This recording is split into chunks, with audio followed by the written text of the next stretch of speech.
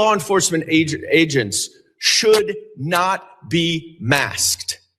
And we hear about this number, 1,000% of threats now that have been raised. The data shows there's a 25% increase of charged assaults against law enforcement officers. That is too much. That is not okay. There's obviously a dramatic increase in operations, but we should not have in this country our law enforcement agents walking around in secret using excessive force like that. You all, I know, agree that we don't need secret police in this country. All the criminal law enforcement agents wear masks, as you say, for operational Gentleman's reasons, time has expired. I now recognize the gentleman from Arizona. And I thank you, and I yield back. Mr. Crane. Thank you, Mr. Chairman, for holding this hearing today on how anti-law enforcement rhetoric fuels violence against officers. I want to thank you also to the panel for showing up today.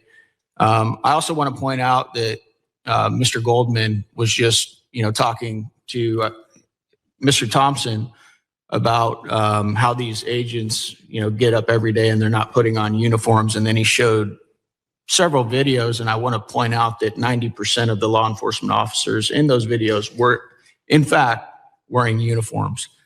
Now I want to pivot to you, Mr. Hodges. In your opening testimony today, I want to read through some of the transcript that you provided the committee.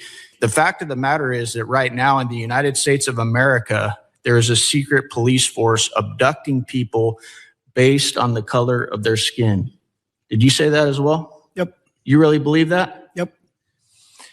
So you don't think that our law enforcement officers are going out and trying to arrest people who are here illegally that are also have been convicted of crimes? You don't think that that's what they're doing?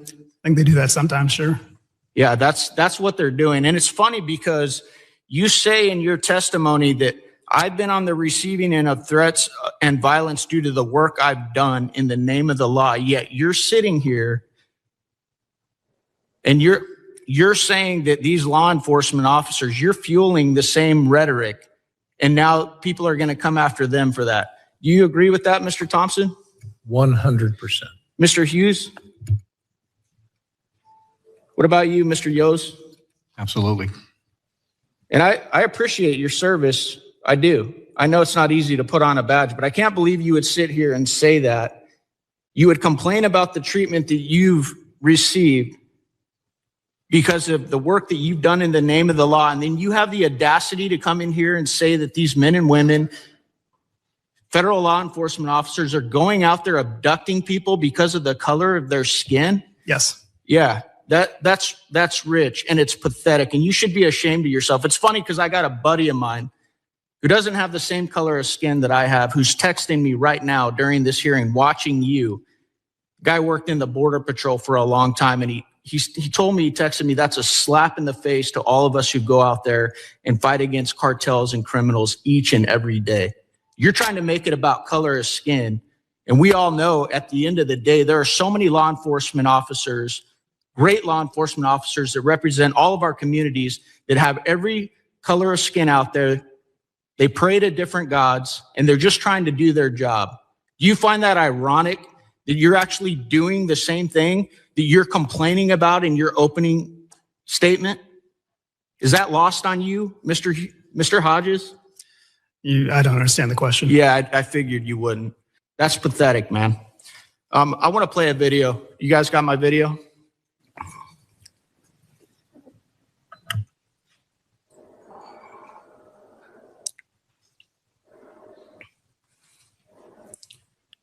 Now, obviously, we're sitting in here talking about rhetoric and how it fuels violence against officers. For you guys that represent so many officers around the country, what do you think it means to people that, are out there watching and listening, watching social media, watching the news, and they see a member of Congress who sits on this committee go out there and behave like that? Go ahead, Mr. Thompson. I'm appalled. I'm disappointed. I believe it's beneath the dignity of this body, this committee, and membership to it. And quite honestly, I find it reprehensible, and it's obviously dangerous. Thank you. I yield back.